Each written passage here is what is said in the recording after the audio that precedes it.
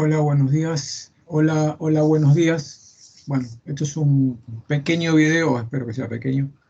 No va a estar desprovisto de toda prolijidad en concepto de edición. Vamos a tratar el tema de condiciones de continuidad para las componentes tangenciales y normales de campos electromagnéticos en interfase. Yo voy a abundar en algunos aspectos teóricos y bueno, voy a pasar ya sin mayores trámites a compartir la imagen para que empiecen a ver cómo vamos a trabajar hoy.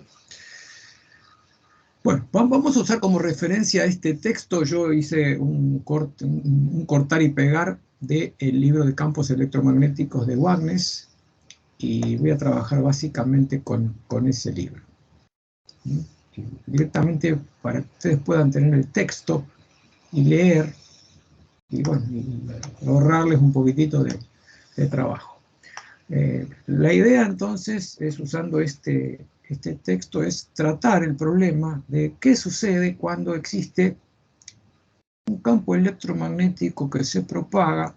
Voy a ir un poquitito más arriba, discúlpenme hasta que me acostumbre un poquitito a arrancar con esto. Supongamos tener un campo electromagnético que se propaga, pensemos en una antena que está radiando un campo electromagnético en una dirección, ¿no?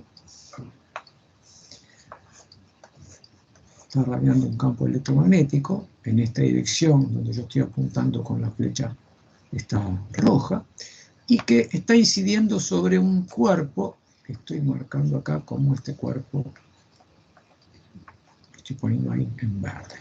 El campo electromagnético entonces va a propagarse y va a llegar a la interfaz entre el medio en el cual se venía propagando, supongamos que el medio sea aire, y el medio en el cual parte de ese campo electromagnético va a introducirse, va a refractarse, va a transmitirse, supongamos que sea un trozo de vidrio, pero podría ser cualquier otro medio. Las características electromagnéticas de los medios en cuestión, en este caso, van a ver ustedes que vamos a tratar con el aire va a estar caracterizado por tener una permitividad relativa mu sub 0, una permeabilidad mu sub 0 y su conductividad es igual a 0, dado que es un medio sin pérdidas. Y el vidrio básicamente tendrá una permitividad relativa diferente, supongamos vamos a llamarle epsilon sub R2 por epsilon sub 0, ese sería el epsilon sub 2 del vidrio. Pensemos que la permeabilidad relativa para el vidrio va a ser 1, por lo tanto va a ser mu sub 0 por mu R2 igual a mu sub 2, pensando que el mu sub R2 que corresponde al vidrio es igual a 1, una conductividad 2 igual a 0, simplemente para poner de manifiesto que las características electromagnéticas de un medio y otro estarán resumidas en estos tres parámetros de los cuales yo estoy hablando. En el fenómeno en sí de propagación verán que hay parte de la radiación que entra al vidrio, ¿sí? Parte se va a transmitir y otra parte se va a reflejar, como ya hemos visto un poquitito en algunas clases anteriores y digamos, la experiencia de la vida cotidiana nos marca que esto va a ser así. Pero lo que nos va a importar lo que sucede justo en la interfase entre el aire y el vidrio, justo si acá hay una interfase entre vidrio y aire, para poder estudiar qué sucede con los campos, cómo se reflejan, cómo se transmiten, digamos, será necesario saber qué sucede justo en esta región, en la región de interfase entre los dos medios. Una región muy, pero muy delgada a los efectos de un estudio teórico, de lo que nosotros vamos a realizar. En el texto que ustedes están viendo acá, básicamente lo que les dice es que, bueno, cuando uno estudia un fenómeno de esta naturaleza, sucede que la interfaz, en este caso está marcada justo con esta línea que estoy remarcando yo como con negro, la interfaz que sería entre un medio, supongamos el medio 2, y este medio es el medio 1, ¿sí? No es una interfaz abrupta, suele haber un cambio paulatino en la propiedad. Supongamos en la propiedad electromagnética de la cual estemos hablando y sobre la cual queremos concentrarnos. Por ejemplo, supongamos que estamos hablando de la permitividad. esta sería permitividad de epsilon sub 2, esta será permitividad epsilon sub 1. En general no existe un cambio abrupto en la permitividad, en ese cambio de medio. Entonces, si la permitividad, voy a ver si lo voy a graficar. Sí. Supongamos que yo voy a graficar aquí la permitividad. ¿Sí? En este eje voy a poner la permitividad. Pensemos que la permitividad en el medio sub 1, supongamos que adopta este valor, y en el medio de epsilon sub 2 adopta este valor. Este modelo que yo estoy haciendo en rojo es un modelo teórico, porque estoy suponiendo que la permitividad varía abruptamente. Esto es que de este lado está epsilon sub 1 y este lado está epsilon sub 2. En realidad va a haber una variación no abrupta, gradual, pero la región de transición, que podemos llamarla de altura H o espesor H, va a ser muy delgada. En general, esa región de transición para nuestro estudio va a ser mucho menor que la longitud de onda de la radiación electromagnética, que va a ser afectada por ese cambio de medio. Recordemos que vamos a trabajar con radiación electromagnética. En principio, digamos, si bien yo hablo de longitud de onda, también lo que voy a...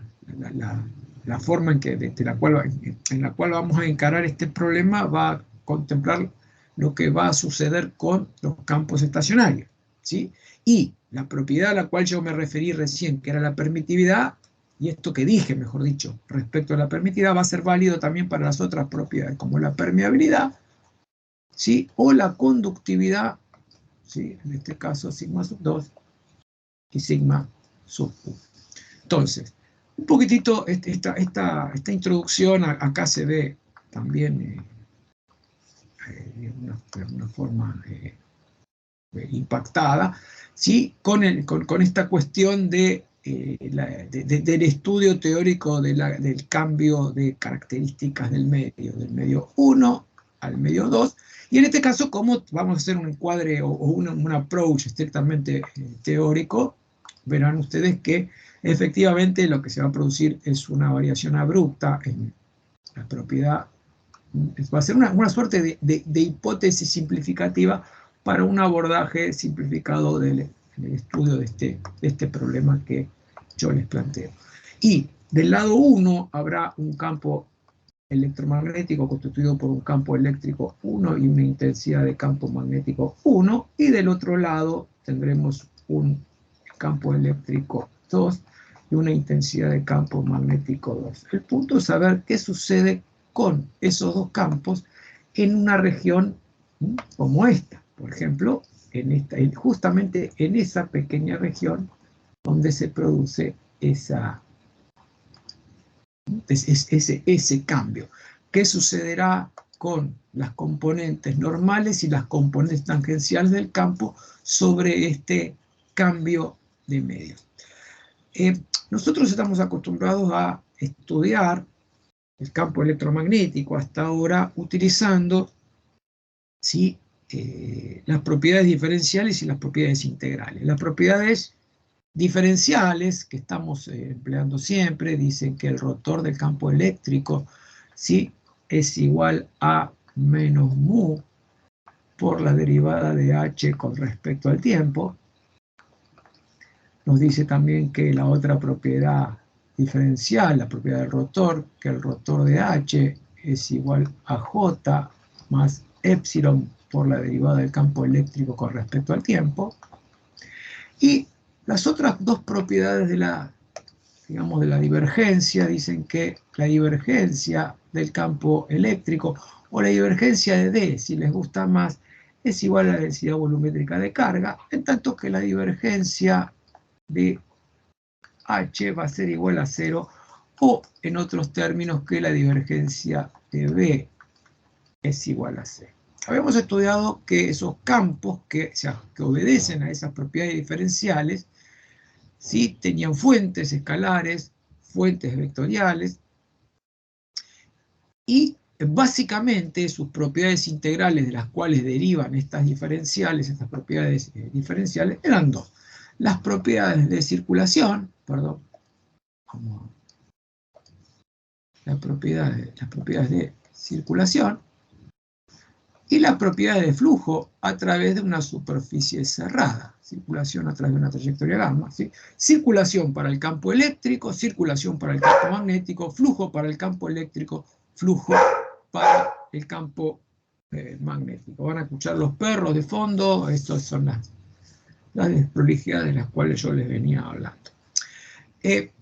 Si yo quiero generalizar un poco estas ideas que, insisto, voy a tratar de aplicar para el campo eléctrico y el campo magnético, voy a tratar en principio de el abordaje matemático, hacerlo unificado. Esto es, para un campo genérico F, y ese campo genérico F que depende de la posición, que puede depender de la posición y el tiempo, pongamos el campo genérico F que depende de la posición y el tiempo, para nuestro caso podrá ser el campo eléctrico o la intensidad de campo magnético.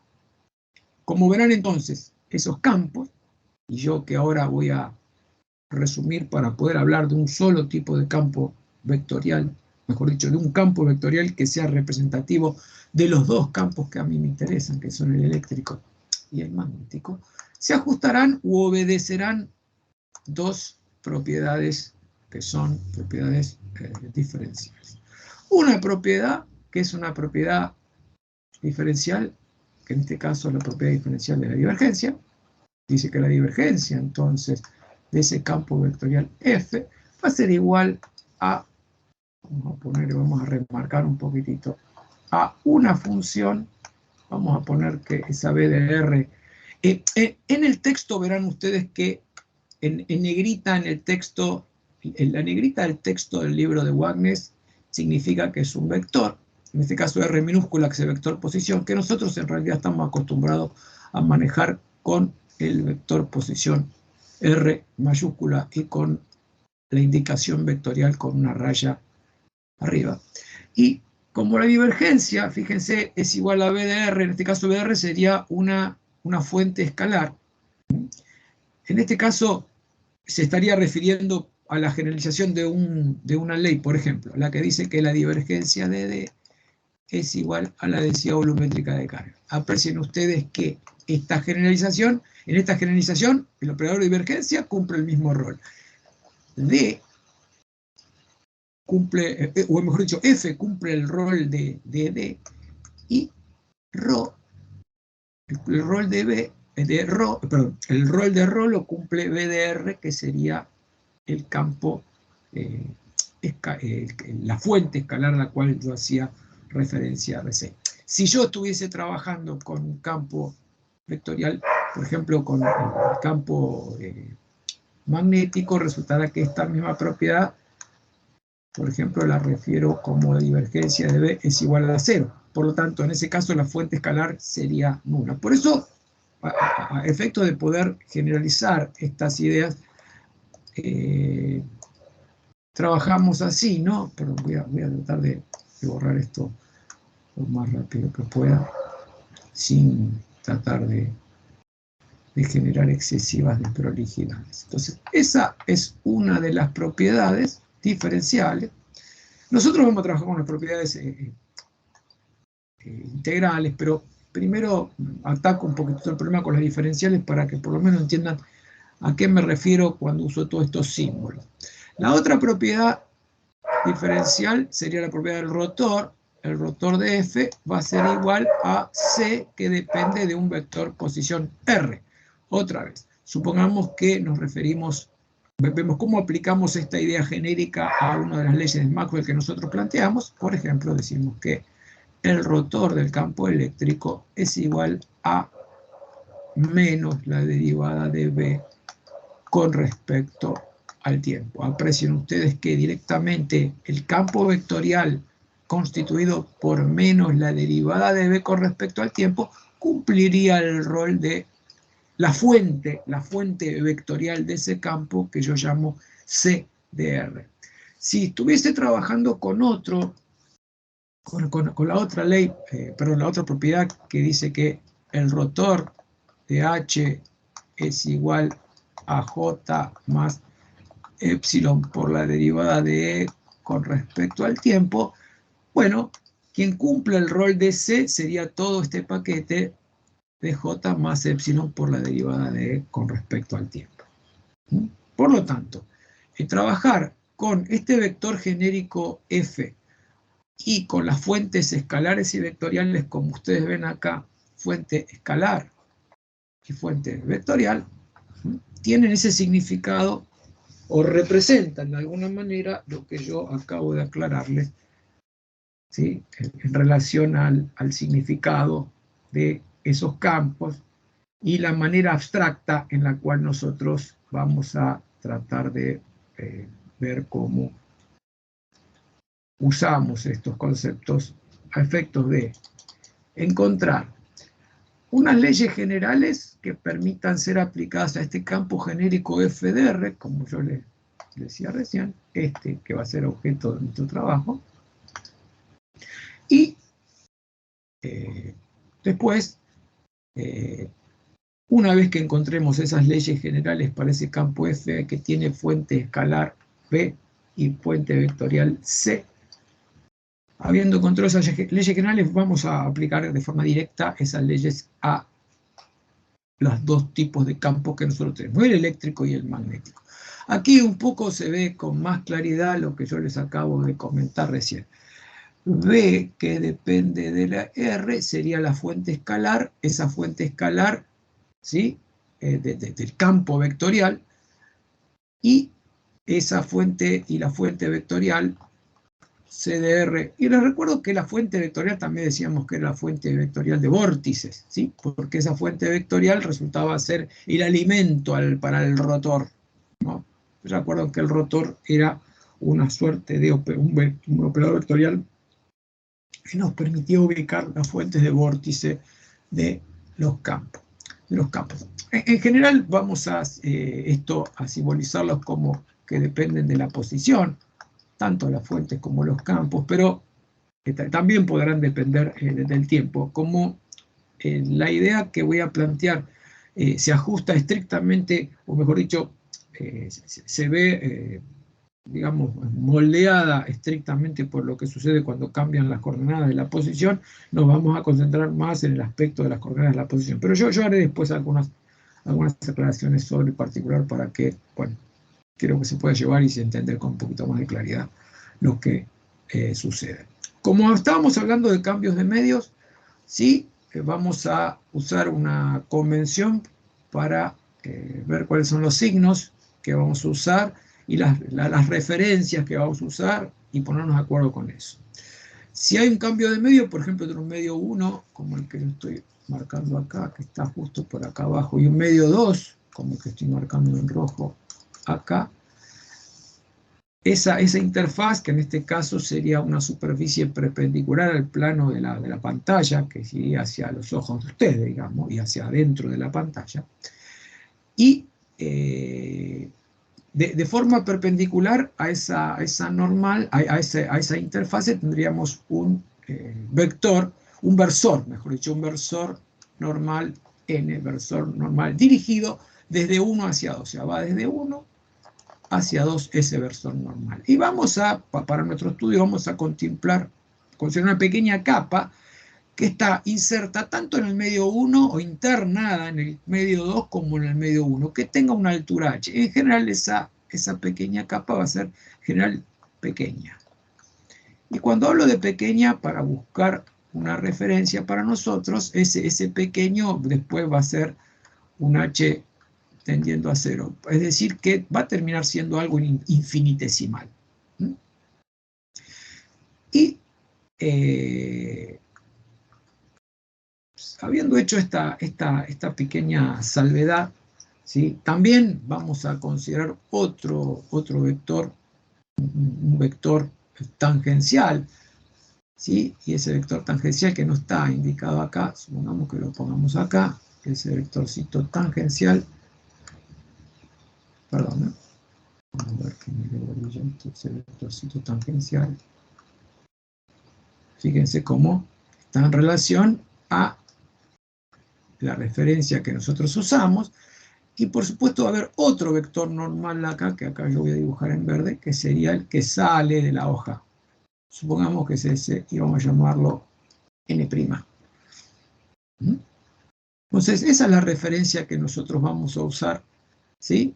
De forma tal que si uno quisiera relacionar esos tres versores, aprecien ustedes que el producto vectorial de n por el versor tau termina siendo igual a n'. Son esos tres versores que vamos a usar para hacer una descripción matemática completa de estas leyes, o leyes no, sino condiciones que son aplicables a los campos cuando cambian de medio. Entonces, primero vamos a referirnos a las propiedades que se dan para los campos en el cambio de medio, pero vamos a referirnos a las que por ahí son más fáciles de justificar, que son las componentes normales del campo. Esto es, si yo tengo un campo, vamos a poner esto, vamos a hacer un dibujo plano para que se entienda con más claridad, que se vea con más claridad. Y acá hay un medio 2, un medio 2, y acá hay un medio 1. Les había dicho yo que vamos a definir una normal a estos dos medios, para que sea, esta sea la normal.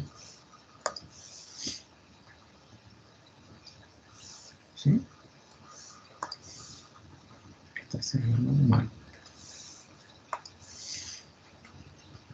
Y supongamos contemplar un campo eléctrico. Pensemos que el campo eléctrico justo sobre la superficie es este que está acá, justo en este punto, justo un infinitésimo antes de llegar a la superficie, tenemos un campo eléctrico que está representado por ese vector azul.